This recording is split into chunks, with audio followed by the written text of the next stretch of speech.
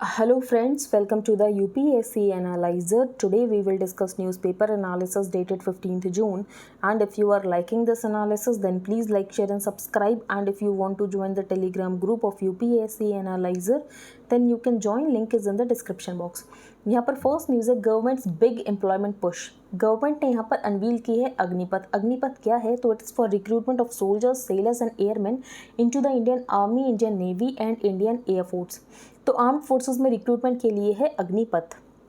The government Tuesday announce that personnel recruited under the scheme, यहाँ पर जिन personal को recruit किया जाएगा वो यहाँ पर शॉर्ट टर्म कॉन्ट्रैक्चुअल बेसिस पर रिक्रूट किया जाएगा और उनको यहाँ पर कहा जाएगा अग्निवीर्स। अब इससे क्या कंसर्न एड्रेस हो रहा है? तो गवर्नमेंट का रेवेन्यू एक्सपेंडिचर बहुत ज़्यादा था डिफेंस को लेकर और कैपिटल एक्सपेंडिचर रेवेन्यू एक्सपेंडिचर के कंपैरिजन में कम था। तो रेवेन्यू एक्सपेंडिचर को कैसे कम किया जाए, तो उसके लिए ये हो सकता है। तो the scheme will help cut the rising salary and pension bill of the armed forces, जो कि गवर्नमेंट के लिए बहुत ज़्यादा वरी था क्योंकि रेवेन्यू एक्सपेंडिचर जो है बहुत ज़्यादा इंक्रीज़ हो रहा था। नेक्स्ट है 10 lakh government jobs in mission mode in 18 months. तो प्राइम मिनिस्टर ऑफिस से एक स्टेटमेंट ये आया है कि जो human resources in all departments के स्टेटस को रिव्यू किया गया और ये पाया गया कि जो 10 लाख नौकरियां हैं वो दी जाएंगी in mission mode over the next 1.5 year. तो अगले 1.5 सालों में यहाँ पर 10 लाख जॉब्स दी जाएंगी क्योंकि अनएम्प्लॉयमेंट रेट भी 20% के अराउंड हवर कर रहा है। तो ऐसे में अनएम्प्लॉयमेंट एक बहुत बड़ा मुद्दा है, तो ऐसे में एम्प्लॉयमेंट प्रोवाइड किया जाएगा। नेक्स्ट है I2U2 समिट। I2U2 क्या है? तो I है इंडिया, दूसरा I है इजराइल, U है USA और यहाँ पर सेकंड U है UAE। तो US president Joe Biden will host a virtual summit with prime minister Narendra Modi, Israel prime minister Naftali Bennett and UAE president Mohamed bin Zayed Al Nahyan during his visit to West Asia. तो इस summit को I2U2 summit कहा जा रहा है। तो आपको पता होना चाहिए किससे ये रिलेटेड है एंड दैट्स इट। अब हम आगे चलते हैं। यहाँ पर कोई इंपॉर्टेंट न्यूज़ नहीं है। तो ये जो नेक्स्ट मंथ I2U2 है ये हमने डिस्कस कर लिया, India, Israel, US and UAE। The visit will also focus on Israel's increasing integration into the region. अब इसको मैंने इसलिए हाईलाइट किया है क्योंकि यहाँ पर अब्राहम एकॉर्ड्स की बात की गई। तो अब्राहम एकॉर्ड्स क्यों हुए थे? तो इजराइल ने UAE, मोरक्को, बहरीन इजराइल को रिकॉग्नाइज करें तो उसके लिए अब्राहम एकॉर्ड्स हुए थे जो कि डोनाल्ड ट्रंप ने करवाए थे। तो both through the Abraham Accords with UAE, Morocco and Bahrain. फिर इंडिया के साथ जो यहाँ पर मीटिंग होगी तो जो भी यहाँ पर आउटकम्स आएंगे वो हम डिस्कस कर लेंगे। यहाँ पर एक स्कीम की बात की गई है, विवाद से विश्वास, डायरेक्ट टैक्स। तो the scheme mounted after introduction of the direct tax विवाद से विश्वास एक्ट 2020, फिर उसको एक्सटेंड कर दिया गया था 2021 के लिए। अब ये था क्या विवाद से विश्वास? तो it short title describe it as a scheme for resolution of disputed tax. तो डायरेक्ट टैक्स जो कि डिस्प्यूटेड है तो उसके रिजोल्यूशन के लिए स्कीम लाई गई थी विवाद से विश्वास। And its section 6 elaborates that those who avail of it gets immunity from proceedings in respect of the offense। तो किसी ने अगर अपनी इनकम को मिस रिपोर्ट किया है और वो नहीं चाहता है कि कोर्ट के वो चक्कर काटे तो वो इस स्कीम के अंतर्गत यहाँ पर जो भी टैक्स पे करना है वो पे कर सकता है, जो भी यहाँ पर पेनल्टी पे करनी है पे कर सकता है और उसके बाद उसको यहाँ पर सारी प्रोसीडिंग से इम्यूनिटी प्रोवाइड हो जाएगी। अब यहाँ पर टैक्स कैसे दिया जाना था? तो 30% of the additional tax added to income plus 15% additional surcharge, 3% education and higher education cess और इसके अलावा इंटरेस्ट अंडर सेक्शन 234। तो विवाद से विश्वास किसके लिए थे? डायरेक्ट टैक्स में जो भी यहाँ पर डिस्प्यूटेड टैक्स है तो अगर आप इसके अंतर्गत टैक्स पे कर देते हो तो यहाँ पर आपको इम्यूनिटी मिल जाएगी फ्रॉम द प्रोसीडिंग्स। तो ये था विवाद से विश्वास स्कीम। अब हम आगे चलते हैं। Phase 1 of greenfield airport in Dholera gets CCEA note. तो cabinet committee on economic affairs ने अप्रूव कर दिया है the proposal for development of the phase 1 of a greenfield airport at Dholera Gujarat. और प्रोजेक्ट को इंप्लीमेंट किया जाएगा by Dholera international airport company limited, जो कि जॉइंट वेंचर है किसका? तो airports authority of India, government of Gujarat and the national industrial corridor development and implementation trust. और यहाँ पर इक्विटी कितनी है? तो 51:33:16। अब ये न्यूज़ ऐसा सच इंपॉर्टेंट नहीं है लेकिन धोलेरा बहुत टाइम तक न्यूज़ में था इसीलिए हमने आज डिस्कस कर लिया। आगे चलते हैं। यहाँ पर कोई इंपॉर्टेंट न्यूज़ नहीं है। Why it can help cut the rising salary pension bill. तो यहाँ पर जो अग्निपथ स्कीम लॉन्च की गई है तो उससे कैसे सैलरी कट होगा, पेंशन कट होगा, तो ये हम देख लेते हैं। तो Agnipath scheme on recruitment of soldiers, sailors and airman will help cut the salary and pension bill of the armed forces for years because of the pension bill. जो रेवेन्यू कंपोनेंट था of the Ministry of Defence वो बहुत ज़्यादा हुआ करता था as compare to capital expenditure. तो capital expenditure को बढ़ाने की ज़रूरत है अगर हमें मॉडर्नाइज करना है अपनी आर्म्ड फोर्सेस को, तो ऐसे में रेवेन्यू एक्सपेंडिचर को कट करना पड़ेगा। इसीलिए ये डिफेंस को लेकर ये रिफॉर्म किया गया है। तो जो टूर ऑफ ड्यूटी मॉडल की बात की गई थी, तो ये टूर ऑफ ड्यूटी मॉडल जैसा ही है, बस इसका नाम बदल के यहाँ पर अग्निपथ कर दिया गया है। तो the calculations carried out in the proposal mentioned that the comparison of cost incurred by the government for a sepoy with 17 years term of engagement as compared to sepoy with 3 year survey shows that the prospective lifetime savings for just one sepoy is rupees 11.5 crore. तो इसकी वजह से जो government का expenditure है वो कम होगा और गवर्नमेंट इस एक्सपेंडिचर को यूज़ कर सकती है कैपिटल आउटले के लिए, जिसकी वजह से मॉडर्नाइजेशन होगा। आगे चलते हैं। फोर्स ऑफ चेंज, तो ये भी अग्निपथ स्कीम के बारे में ही आर्टिकल है, ये हम डिस्कस कर लेते हैं। तो the changes on the recruitment policy of non officer personal, तो ये जो अग्निपथ स्कीम है ये सिर्फ नॉन ऑफिसर पर्सनल के लिए सबसे important point. To the armed forces are a radical shift for an institution जिसके एम्प्लॉयमेंट ट्रेडिशंस वही चल रहे हैं जो कि डेकेड से सेम ही, और यहाँ पर कोई भी रिफॉर्म नहीं किया गया। तो ये first major defence policy reform है। Agniveer as these recruits will be called, तो अग्निपथ स्कीम का नाम है और जिनको रिक्रूट्स किया जाएगा उनके लिए टर्म यूज़ किया गया है अग्निवीर। यहाँ पर रिक्रूट किया जाएगा शॉर्ट टर्म कॉन्ट्रैक्ट बेसिस पे, मिनिमम एज होनी चाहिए 17.5 ईयर्स और मैक्सिमम होनी चाहिए यहाँ पर 21 साल, and will serve for 4 years including a 6 month training period. तो 4 साल के लिए सर्व करना होगा और 6 महीने का ट्रेनिंग पीरियड दिया जाएगा। और यहाँ पर जब 4 साल का पीरियड खत्म होगा तो उनको एक लमसम पैकेज दिया जाएगा। तो बेसिकली उनका सैलरी का कुछ पोर्शन कट किया जाएगा और गवर्नमेंट भी उतना ही को कॉन्ट्रीब्यूट करेगी और उसके ऊपर यहाँ पर इंटरेस्ट एक्युमुलेट होता रहेगा। और जब उनका ये 4 साल का पीरियड खत्म हो जाएगा तो उसके बाद उनको यहाँ पर ये लमसम पैकेज दे दिया जाएगा। तो ये हम एक्सप्लेन पेज में डिस्कस करेंगे। The recruitment will be all India all class, तो ये बहुत इंपॉर्टेंट पॉइंट है कि जो रिक्रूटमेंट होगा वो ऑल इंडिया ऑल क्लास के बेसिस पर होगा, एथनिसिटी या कास्ट के बेसिस पर नहीं होगा। That is it will not be restricted by ethnicity और कास्ट। जो रेजिमेंट्स ब्रिटिश कॉलोनाइजर ने इंट्रोड्यूस किए थे वो एक ऑर्गेनाइजेशनल मेजर बन गया था, लेकिन अग्निपथ स्कीम से उसको चेंज किया जा रहा है और रिक्रूटमेंट होगा ऑल इंडिया ऑल क्लास के बेसिस पर with new forms of warfare including the use of cyber tech, artificial intelligence. तो वॉरफेयर जो है वो चेंज हो रहा है, तो ऐसे में हमें अपना कैपिटल आउटले को बढ़ाने की ज़रूरत है। तो ऐसे में ज़रूरत है कि रेवेन्यू एक्सपेंडिचर को कम किया जाए, तो उसके लिए ये चेंज किया जा रहा है। अब ये तो नहीं हो सकता कि इसमें सारी चीज़ें अच्छी ही हो, कुछ कंसर्न भी है। For example, does it have the potential to create a better trained more committed fighting force for India. तो क्या 6 महीने की ट्रेनिंग से आप यहाँ पर कमिटेड फाइटिंग फोर्स क्रिएट कर सकते हो, ये ऑथर का क्वेश्चन है। तो more immediately when recruitment begins under the new policy in September the response will show to what extent the absence of a pension act as a spoiler. तो इसमें pension नहीं दी जाएगी लेकिन सेवा निधि स्कीम है जिसमें लास्ट में एक लमसम पैकेज दिया जाएगा। आगे चलते हैं। द आरबीआई's मिस डायग्नोसिस, ये हम डिस्कस करेंगे। Central banks have it easy when inflation is low. जब इन्फ्लेशन लो होता है तो यहाँ पर सेंट्रल बैंक जो है वो रेपो रेट को कम करता है ताकि यहाँ पर लोगों को सस्ते में लोन मिल सके। लेकिन मेटल टफ टेस्ट होता है यहाँ पर सेंट्रल बैंक का जब इन्फ्लेशन ज़्यादा हो। तो their mettle is tested only when inflation rises, क्योंकि ऐसे में आपको अनपॉपुलर मेजर्स लेने पड़ेंगे, आपको लोन यहाँ पर महंगा करना पड़ेगा, आपको रेपो रेट इंक्रीज करना पड़ेगा। So for the RBI has been failing this test and that too on its core mandate. तो ये यहाँ पर ऑथर का ये कहना है जो आरबीआई है वो इस टेस्ट को फेल कर रहा है और आरबीआई यहाँ पर इन्फ्लेशन को मेंटेन नहीं कर पा रहा है। अब यहाँ पर ऑथर ने सबसे पहले डेटा कोट किया है। तो जैसे ये कहा जा रहा है कि रशिया और यूक्रेन के बीच में कन्फ्लिक्ट है जिसकी वजह से यहाँ पर इन्फ्लेशन ज़्यादा है, तो ऑथर ने ये बताया कि इन्फ्लेशन कन्फ्लिक्ट से पहले भी ज़्यादा था। तो recent upsurge in food and fuel prices has given the impression that India has simply been a victim of global circumstances, a casualty of Russia's invasion of Ukraine. लेकिन जो इंडिया का inflation है वो प्रॉब्लम वॉर से पहले से start हो चुकी थी। Yet for most of this period the RBI did not react at all, लेकिन आरबीआई ने यहाँ पर रिएक्ट नहीं किया। अब आरबीआई का मैंडेट ये है कि आरबीआई को इन्फ्लेशन रखना होता है 2 से 6% के बीच में। तो बेसिकली 4% पे मेंटेन करना होता है, 4 + -2। तो ये आरबीआई का प्राइमरी मैंडेट है कि आरबीआई को इन्फ्लेशन मेंटेन करना होता है। बाकी सारे यहाँ पर जो भी आरबीआई के ऑब्जेक्टिव्स हैं वो secondary, for example growth maintain करना, वो आरबीआई का प्राइमरी मैंडेट नहीं है। तो to begin with the RBI's mandate was ignored, the central bank was given one major task, curbing inflation.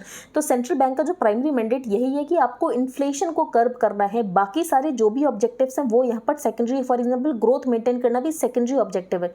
लेकिन ऑथर ने बताया कि आरबीआई ऐसे एक्ट कर रहा था कि आरबीआई के पास और ज़्यादा एडिशनल ऑब्जेक्टिव्स हैं। फॉर एग्जांपल पहला ये कि जब रुपी डिक्लाइन होता है तो आरबीआई क्या करता है, आरबीआई अपने फॉरेक्स रिजर्व से डॉलर्स को मार्केट में बेच देता है ताकि यहाँ पर जो डिक्लाइन हो रहा है रुपी में वो ना हो। लेकिन ये आरबीआई का एडिशनल ऑब्जेक्टिव हो सकता है, लेकिन आरबीआई का जो मेन ऑब्जेक्टिव है वो इन्फ्लेशन को मेंटेन करना होता है। दूसरी बात, आरबीआई ने क्या की कोशिश, तो आरबीआई ने कोशिश की कि जो गवर्नमेंट सिक्योरिटीज़ के ऊपर इंटरेस्ट रेट है वो कम रहे। तीसरी बात, आरबीआई जो है बहुत ज़्यादा डिविडेंड देता था to the government. 3 try to play pay ample dividends to the government, fiscal dominance with in Indian twist. तो यहाँ पर आरबीआई जो है बाकी सारे ऑब्जेक्टिव्स को फुलफिल करने के लिए आरबीआई ने अपने प्राइमरी मैंडेट को जाने दिया और यहाँ पर इन्फ्लेशन को कर्ब करने की कोशिश नहीं की, according to the author. Regardless the failure truly matters for several reasons. तो ये फेलियर क्यों हुआ? क्योंकि आरबीआई जो है एडिशनल ऑब्जेक्टिव्स के ऊपर ध्यान देने लग गया और आरबीआई ने यहाँ पर अपने प्राइमरी मैंडेट को फुलफिल नहीं किया। अब हाई इन्फ्लेशन जो है वो पर्टिकुलरली एक तरीके का टैक्स मान सकते हो आप पुअर पे। तो high inflation has many cost but a particularly serious one is that it is a tax on the poor. क्योंकि जब इन्फ्लेशन बढ़ता है तो फॉर्मल सेक्टर में तो वेजेस बढ़ जाते हैं, लेकिन इनफॉर्मल सेक्टर में वेजेस नहीं बढ़ते हैं, तो mainly it acts as the tax on the poor. Workers in the informal sector unlike their formal sector counterparts will not receive automatic wage increases, जिसकी वजह से एक टैक्स ऑन द पुअर हो जाता है अगर इन्फ्लेशन यहाँ पर राइज करता है। Another reason why these failures matter is that they raise worrisome questions about the institutional integrity and competence. तो यहाँ पर आरबीआई की इंस्टीट्यूशनल इंटेग्रिटी और कॉम्पिटेंस के ऊपर क्वेश्चन किया ऑथर ने। अब इंस्टीट्यूशनल इंडिपेंडेंस का मतलब ये नहीं है कि आप गवर्नमेंट के साथ कॉर्पोरेट करके काम नहीं कर सकते हो, आप गवर्नमेंट के साथ यहाँ पर कॉर्पोरेट करके काम कर सकते हो, लेकिन यहाँ पर आपको अपनी इंस्टीट्यूशनल इंटेग्रिटी को मेंटेन करना ज़रूरी है। आपको यहाँ पर ये इंपॉर्टेंट नहीं है कि रुपये का डिक्लाइन हो रहा है तो उसको कैसे काउंटर किया जाए, सबसे इंपॉर्टेंट आपका मैंडेट ये था कि आपको यहाँ पर इन्फ्लेशन को कम करना है। But now the pendulum has swung in the other direction, jeopardizing independence and integrity. Institutions, especially those as important and as respected as the RBI can't become mere extensions of the government. तो ये यहाँ पर author का point of view है जो कि हमने discuss कर लिया। ये आर्टिकल आप देख सकते हैं, बिल्कुल इंपॉर्टेंट नहीं है, दलाई लामा फॉर प्रेसिडेंट। तो यहाँ पर ऑथर ने एक क्वेश्चन ये किया है, क्या जो दलाई लामा है उनको यहाँ पर नेक्स्ट प्रेसिडेंट के लिए कंसिडर किया जाना चाहिए? तो ये हम डिस्कस नहीं करेंगे, not important for us. Next हम चलते हैं द एक्सपेंशन गेम। तो चाइना यहाँ पर बात कर रहे हैं कि ब्रिक्स को एक्सपेंड किया जाना चाहिए। तो ब्रिक्स में अभी 5 कंट्रीज है, ब्राज़ील, रशिया, चाइना, इंडिया और साउथ अफ्रीका। अब यहाँ पर चाइना का ये कहना है कि ब्रिक्स को एक्सपेंड किया जाना चाहिए। A virtual meeting of the BRICS plus foreign ministers was held on May 20, in which the minister of Brazil, Russia, India, China, South Africa were joined by representatives कहाँ के? Argentina, Egypt, Indonesia, Kazakhstan, Nigeria, UAE, Saudi Arabia, Senegal and Thailand. Russia और China ने ये decide किया कि BRICS को जो है यहाँ पर एक्सपेंड करने का टाइम आ चुका है और ब्रिक्स जो है वो G7 और G20 जैसे ग्रुप्स को काउंटर कर सके, उसके लिए यहाँ पर ब्रिक्स को एक्सपेंड किया जाना चाहिए। 2006 में ब्रिक्स को स्टैब्लिश किया गया था, फिर ब्रिक ग्रेजुएटेड हुआ समिट इन 2009, बाद में इसमें साउथ अफ्रीका को भी इंक्लूड कर लिया गया। तो south Africa became a logical member of BRICS in 2011। China ने ऐसा दिखाने की कोशिश की कि जो ब्रिक्स में साउथ अफ्रीका को इंक्लूड किया गया है वो चाइना की वजह से किया गया है। तो China made it appear that it was the creator of the consensus to admit South Africa, जबकि इंडिया की फोर्स था इस डिसीजन के पीछे कि साउथ अफ्रीका को एडमिट किया जाना चाहिए ब्रिक्स में। जो न्यू डेवलपमेंट बैंक है वो भी ब्रिक्स से ही एसोसिएटेड है और न्यू डेवलपमेंट बैंक्स में और मेंबर्स इंक्लूड किए गए हैं, for example Bangladesh, UAE, Uruguay and Egypt. तो ये इंपॉर्टेंट पॉइंट है कि ब्रिक्स के बैंक में जो न्यू डेवलपमेंट बैंक्स हैं उसमें कौन कौन से मेंबर्स हैं। तो बांग्लादेश, यूएई, उरुग्वे और Egypt. The new entrants may seem like strange bedfellows but they were the first 4 countries to be admitted after the original BRICS countries establish the NDB. अब कौन से कंट्रीज को admit किया जा सकता है BRICS को अगर यहाँ पर इंक्रीज किया जाए? तो सबसे पहले यहाँ पर प्रायोरिटी दी जाएगी G20 मेंबर्स को। रीसेंट गेस्ट में जैसे कि अर्जेंटीना, इंडोनेशिया, सऊदी अरेबिया हो सकता है कि इस कैटेगरी के लिए क्वालिफाई करें। यूएई और इजिप्ट जो हैं वो यहाँ पर एक क्वालिफायर की तरह हो सकते हैं कि हो सकता है उनको भी इंक्लूड किया जा सके।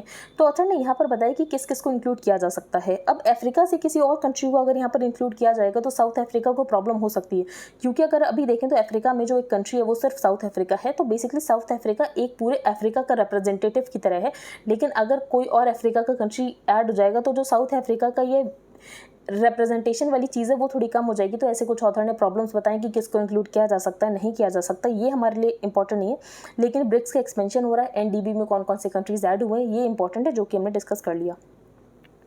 While opening visa services to Indians, तो चाइना ने अब वीज़ा सर्विसेज इंडियंस के लिए वापस से ओपन कर दिया है। तो China is yet to announce plans की जो फ्लाइट फैसिलिटीज़ दोनों कंट्रीज़ में है वापस से शुरू हो सकें। Over 84% of temporary visitors moved due to COVID-linked factors. Temporary visitors कौन होते हैं वो बहुत इंपॉर्टेंट होता है। तो temporary visitors have been categorized as workers who moved place of stay for 15 days or more. तो 15 या 15 से ज़्यादा दिनों के लिए, लेकिन 6 महीने से कम के लिए, वो होते हैं टेम्परेरी विजिटर्स। तो temporary visitors have been categorised as workers who moved place of stay for 15 days और more but less than 6 months. फिर यहाँ पर ये बताया गया जो माइग्रेशन है, तो माइग्रेशन कैसा रहा, तो टोटल रूरल प्लस अर्बन में कितना रहा, loss of job, earning member migration, meet family relatives, closure of school colleges. तो ये आप एक बार डेटा देख लेना कि रूरल एरिया में कितना रहा, अर्बन एरिया में कितना रहा। फिर यहाँ पर टेम्पररी वर्कर बताए गए जो कि हमने डिस्कस कर लिया कि टेम्पररी विजिटर्स क्या होते हैं। वो वर्कर्स जो कि प्लेस ऑफ स्टे से मूव करते हैं 15 दिन या उससे ज़्यादा दिनों के लिए, लेकिन 6 महीने से कम के लिए। तो after the onset of the कोविड-19 pandemic in March 2020, 0.7% of the country's population was a temporary visitor. अब इसमें से जो 84% इन टेम्पररी विजिटर्स में से थे, they were categorized as those who arrived after March 2020 and stayed in the household continuously for a period of 15 days or more, लेकिन 6 महीने से यहाँ पर कम पे रहे। अब ये हमें कहाँ से पता चला है? तो ये रिपोर्ट है माइग्रेशन इन इंडिया रिपोर्ट, जिससे हमें डेटा पता चला है। और माइग्रेशन इन इंडिया रिपोर्ट में इस बार कैटेगरी को यहाँ पर सेपरेट कर दिया गया है कि टेम्पररी विजिटर्स कौन है और माइग्रेंट्स कौन है। तो टेम्पररी विजिटर्स हमने देख लिया, जो कि प्लेस ऑफ स्टे से मूव किए हैं 15 दिन या उससे ज़्यादा, लेकिन 6 महीने से कम। इसके बाद माइग्रेंट्स कौन होते हैं? तो migrants have been defined as those for whom the last usual place of resident any time in the past is different from the present place of enumeration. तो जो भी उनका लास्ट प्लेस ऑफ रेसिडेंस है वो different हो from the present place of enumeration, तो उनको यहाँ पर माइग्रेंट्स कंसिडर किया जाता है। सबसे ज़्यादा माइग्रेशन किसमें हुआ है? तो among females the highest level of migration rate was seen at 86.8% for marriage. तो मैरिज की वजह से माइग्रेशन होता है फीमेल्स में, और 49.6% मेल्स में माइग्रेशन देखा गया। तो मेल्स मोस्टली माइग्रेट करते हैं in search of employment to take a better employment, business, proximity to place of work. तो जो फीमेल है उसके लिए यहाँ पर जो माइग्रेशन का मेन रीज़न है वो है मैरिजेस, लेकिन यहाँ पर मेल के लिए जो माइग्रेशन का मेन रीज़न है वो है यहाँ पर बेटर एम्प्लॉयमेंट अपॉर्चुनिटीज़। तो बेसिकली एम्प्लॉयमेंट अपॉर्चुनिटीज़ मेन के लिए है, और यहाँ पर विमेन के लिए जो है वो है मैरिजेस। आगे हम चलते हैं। Goyal getting half baked deal on TRIPS waiver. तो ट्रिप्स वेवर की यहाँ पर इंडिया का प्रपोजल ये था कि ट्रिप्स में वेवर मिलना चाहिए ताकि वैक्सीन को मैन्युफैक्चर किया जा सके, लेकिन यहाँ पर ये पाया गया कि WTO में जो यहाँ पर डील्स प्रोवाइड की जा रही हैं बाय द डेवलप्ड कंट्रीज़, वो यहाँ पर हाफ बेक डील्स हैं। अगर डील हो भी गई तब भी हम वैक्सीन यहाँ पर मैन्युफैक्चर नहीं कर पाएंगे। आगे हम चलते हैं। यहाँ पर हम डिस्कस करेंगे prosthetic leg suited for the way Indian sit and walk, adjustable and affordable. तो ये किसने बनाया है? तो इसको बनाया गया है IIT गुवाहाटी के द्वारा, और ये जो है ये अफोर्डेबल है, सिर्फ 25,000 रुपये का ही है। तो now a prosthetic leg designed by researchers at IIT Guwahati seeks to address these needs and will be available at ₹25,000। यहाँ पर हम अग्निपथ स्कीम के बारे में डिटेल में डिस्कस करेंगे। जो फर्स्ट ईयर में बेसिक पे है वो है 30,000, ठीक है। इन हैंड 21,000 दी जाएगी, और उसमें से जो 30% है वो सेवा निधि में कंट्रीब्यूशन में चला जाएगा। गवर्नमेंट उतना ही को कंट्रीब्यूट करेगी। सेकेंड ईयर में 33,000, तो फिर इन हैंड मिलेगा 70%, और उसके बाद जो 30% है वो सेवा निधि में चला जाएगा और गवर्नमेंट को कंट्रीब्यूट करेगी। तो ऐसा ही 4 सालों तक चलता रहेगा। जब 4 सालों के बाद एग्जिट होगी तो 11.71 लाख एस सेवा निधि पैकेज दिया जाएगा, क्योंकि इंटरेस्ट भी एक्युमुलेट होगा। लाइफ कवर दिया जा रहा है 48 लाख का। डिसेबिलिटी एट्रीब्यूटेबल टू सर्विस तो 15 lakh to ₹44 lakh one time ex gratia. इसके अलावा डेथ एट्रीब्यूटेबल टू सर्विस तो उसमें 44 लाख एक्सग्रेशिया दिया जाएगा। तो क्या क्या बेनिफिट्स एक बार आप देख लेना। लाइफ कवर है, डिसेबिलिटी में लेकर यहाँ पर एक्सग्रेशिया प्रोवाइड किया जाएगा। इसके अलावा सर्विस में अगर डेथ हो जाती है तो वहाँ पर भी एक्सग्रेशिया प्रोवाइड किया जाएगा। The government on Tuesday unveiled a new recruitment path into the Indian armed forces. तो स्कीम यहाँ पर अनाउंस की गई by defence minister Rajnath Singh, earlier known as the tour of duty. अब इसका नाम अग्निपथ कर दिया गया है, और न्यू प्लान में सोल्जर, सेलर्स, एयरमैन को रिक्रूट किया जाएगा 4 सालों के लिए। तो ये स्कीम ऑप्शनल नहीं है। ये स्कीम अगर कोई भी ऑफिसर रैंक से नीचे रिक्रूट होना चाहता है तो उसको इस स्कीम के अंतर्गत ही रिक्रूट होना पड़ेगा। तो the scheme is not optional as all personnel below officer rank will be hired only through this route from now on. Previous system में जैसे पहले सिस्टम अभी तक चल रहा था उसमें ट्रूप्स को 17 सालों के लिए यहाँ पर ज्वाइन कराया जाता था, जो कि एक्सटेंड भी किया जा सकता था, और उसके बाद यहाँ पर पेंशन लाइफ लॉन्ग देनी पड़ती थी सरकार को उन्हें। तो in the previous system troops joined for a 17-year period which could be extended for some personnel and it resulted in a life long pension. जो न्यू स्कीम है वो सिर्फ 4 सालों के लिए टेन्योर होगा। शॉर्ट टर्म कॉन्ट्रेक्चुअल बेसिस पे यहाँ पर रिक्रूट किया जाएगा। And troops under the scheme will not be eligible for pension benefits. तो यहाँ पर पेंशन बेनिफिट्स तो नहीं मिलेंगे, लेकिन सेवा निधि स्कीम के अंतर्गत रिटायरमेंट के बाद एक यहाँ पर लमसम पैकेज दिया जाएगा। तो बेसिकली जब 4 साल का टाइम पीरियड खत्म होगा तो एक लमसम पैकेज दिया जाएगा। Recruitment will start with in the next 90 days। दो selected will undergo a maximum training of 6 months, और यहाँ पर 3.5 years वो यहाँ पर सर्व करेंगे।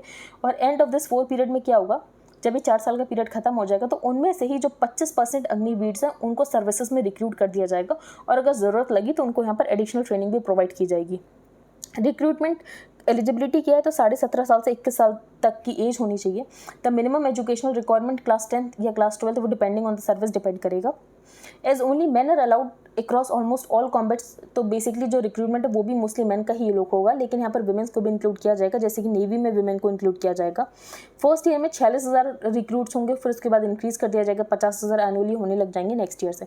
What kind of training will Agniveers get? तो यहाँ पर उनको ट्रेनिंग दी जाएगी 6 महीने के लिए, और उसमें से जो 25% अग्निवीर्स है जिनको यहाँ पर लॉन्ग टर्म के लिए रिक्रूट किया जाएगा, तो उनको एडिशनल ट्रेनिंग भी दी जाएगी अगर यहाँ पर ज़रूरत लगती है।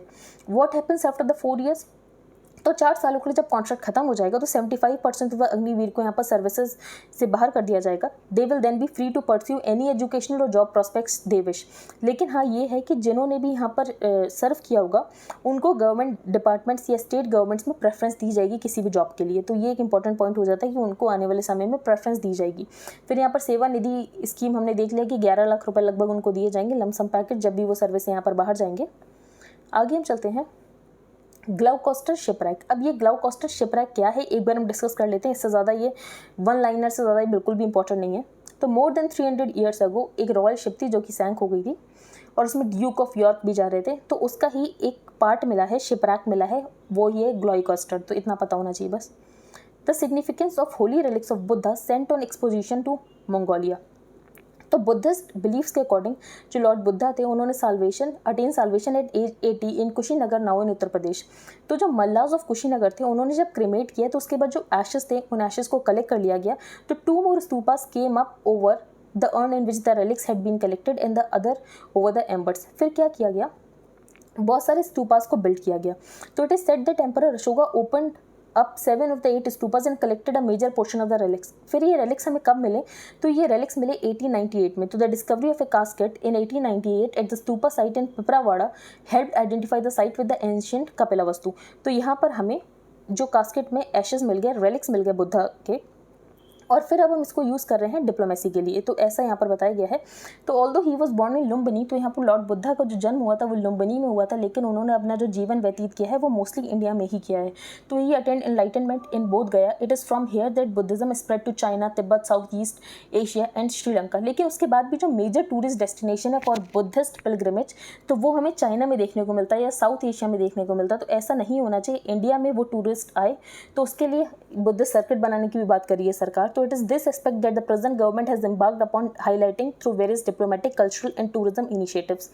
There are around 490 million Buddhists across the world and since Buddha lived only in India, तो those in the government वो ऐसा फील करते हैं कि जो भी टूरिस्ट अगर यहाँ पर बुद्धिस्ट पिलग्रिमेज करना चाहते हैं तो वो इंडिया में आए, तो उसके लिए यहाँ पर बुद्धिस्ट सर्किट भी बिल्ड किया जा रहा है। तो आई होप आपको आज का न्यूज़पेपर समझ आ गया हो। If you like the video then please like share and subscribe. Thank you and have a nice day.